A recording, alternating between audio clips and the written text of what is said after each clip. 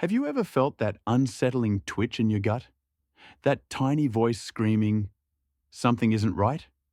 What if I told you that voice was rarely wrong, and that liars, manipulators, and even just people avoiding the truth unconsciously give themselves away with specific, repeatable questions? Today, we're exposing the 5 questions liars always ask. Master these, and you'll unlock a superpower: the ability to see through deception. Welcome back to the channel where we decode the hidden psychology of everyday life. My name is Silent Power, and today we're diving deep into the verbal tells of deceit. Now let's be clear. Detecting deception isn't about becoming cynical. It's about becoming discerning. It's about protecting your energy, your relationships, and your peace of mind. And here's the fascinating part. Liars, regardless of who they are, often fall into predictable linguistic patterns because their brains are working overtime. Lying is hard work. It requires suppressing the truth, inventing a believable alternative, and then tracking both narratives simultaneously. This cognitive load leaks out in subtle ways, especially in their questions. Think of it like this. A truthful person answers from memory. A deceptive person constructs an answer and then probes for information to make that construction stronger. So, what are these telltale questions? Let's dive into number 1. Question number 1. Why are you asking me that? Or, what do you mean by that? On the surface, these sound like reasonable, clarifying questions. But for a liar, they're stalling tactics.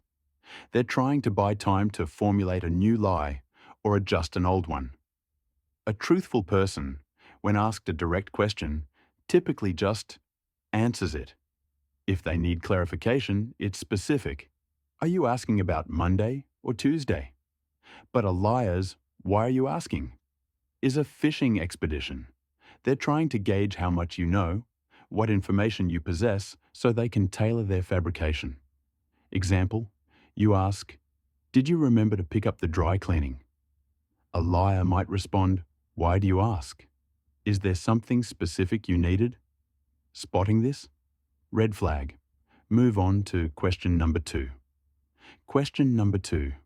Are you accusing me? Or, you think I did that? This is a classic tactic. Deflect and make you the aggressor. The moment you ask a challenging question, they pivot the attention and implied guilt back onto you. An innocent person might be surprised or confused, but they rarely resort to an immediate counter-accusation. They'll likely be more focused on clearing their name with facts. The liar, however, is trying to emotionally manipulate you. They want you to back down, feel bad for even asking, and drop the subject. It's a power play. Imagine asking your colleague about a missing report, and they snap back. Are you saying I lost it? You think I'm incompetent? See the deflection? That's a huge warning sign. Next up, number 3. Question number 3. How do you feel about that? Or, what's your gut telling you? When they know the answer would incriminate them. This is a sophisticated maneuver. The liar isn't asking for your honest feelings. They're trying to read your emotional state to predict how you'll react when the truth potentially comes out. They're testing the waters. If you seem calm, they might continue their deception. If you're angry, they might switch to playing the victim or try to distract you. This isn't genuine empathy. It's tactical empathy. They're gathering data to manipulate the situation to their advantage. If someone asks you this immediately after a suspicious situation and their true intention isn't to console, but to probe, be wary. Time for number 4. Question number 4. What exactly did they say? Or, can you be more specific about that? When referring to another person or a specific event they claim knowledge of, this question is dangerous because it asks you to fill in the gaps of their own manufactured story. They need more details to make their narrative sound plausible.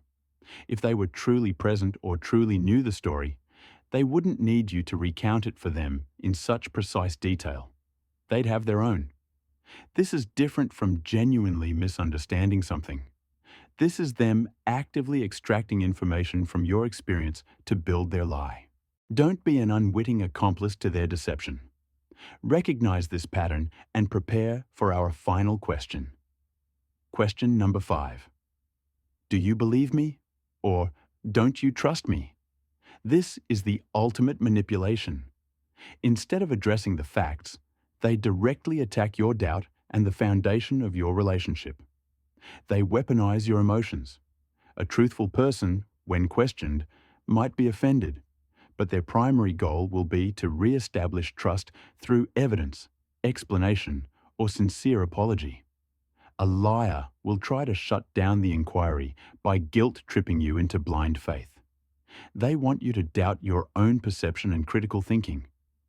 This isn't about fostering trust, it's about forcing compliance.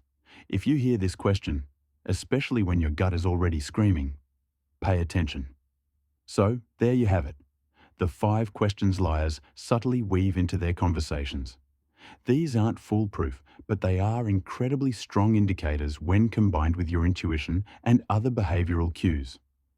Remember, the goal isn't to become paranoid, it's to become empowered. To trust your discernment, protect your boundaries, and build stronger, more authentic connections. What other signs of deception have you noticed? Share your experiences in the comments below so we can all learn and grow together. If this video gave you a new tool for your social intelligence toolkit, please like it, share it with someone who needs it, and subscribe for more deep dives into human psychology. Stay discerning, stay empowered, and I'll see you in the next video.